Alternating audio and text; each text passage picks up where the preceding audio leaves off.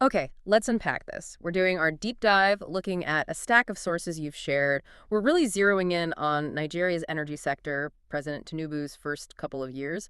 Our mission here is, well, to cut through the noise and just pull out the core insights for you from this material.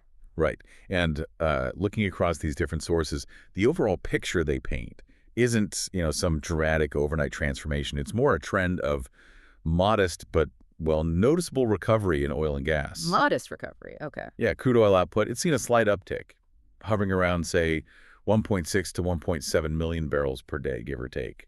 And the sources generally link this positive direction, this resilience and growth, mainly to specific policy reforms, some investment efforts, and production activities. And the sources really do highlight that immediate action. Day one, right, the fuel subsidy announcement. That felt, well, seismic according to the material. What was the thinking there based on the sources, and what else happened early on policy-wise? Yeah, that subsidy removal was huge, very impactful. But it was really just the starting point. The sources detail a whole range of follow-up reforms, fiscal incentives too. They talk about executive orders trying to streamline contracting, cut through some of that red tape that slows things down, and also applying local content rules carefully, trying to boost Nigerian involvement without scaring off investment. Right, a balancing act. Exactly.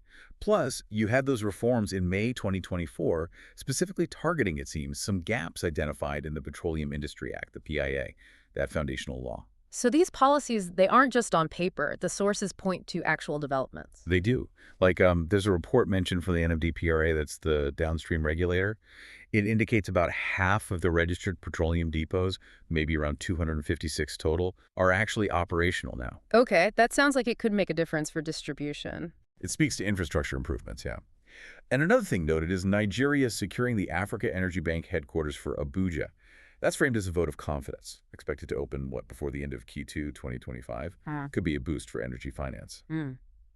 And we also see these big moves by Nigerian companies highlighted in your sources. Seplat finalizing the deal for Mobil, producing Nigeria Unlimited from ExxonMobil late last year.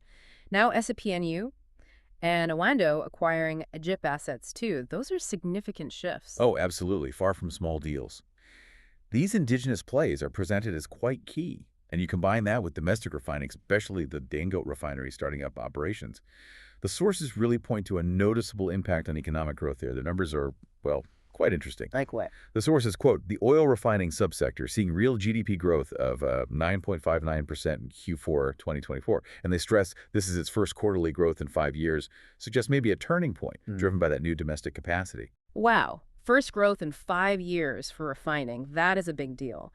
And the sources suggest this feeds into a wider rebound for the whole oil and gas sector. Exactly. The bigger picture, according to the sources, shows the entire oil and gas sector expanding by 5.54% annually in 2024. You contrast that with a contraction of 2.22% back in 2023. So quite a swing. The sources link this to that mix of factors.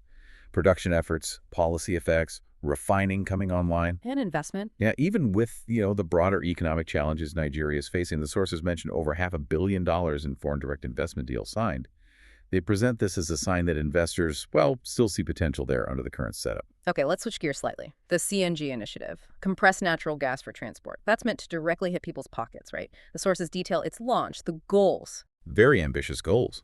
The stated aim is saving over 2 trillion naira a month, currently spent importing petrol and diesel, PMS and AG Go. The idea being you free up massive resources for healthcare, education, things like that, and potentially slash transport costs by maybe 60%, which could help tackle inflation. Huge potential benefits then, But, and this is crucial, the sources are very careful to note that despite the launch, the actual felt impact of this CNG policy, it is yet to be significantly felt by Nigerians. That's a direct quote reflection from the material.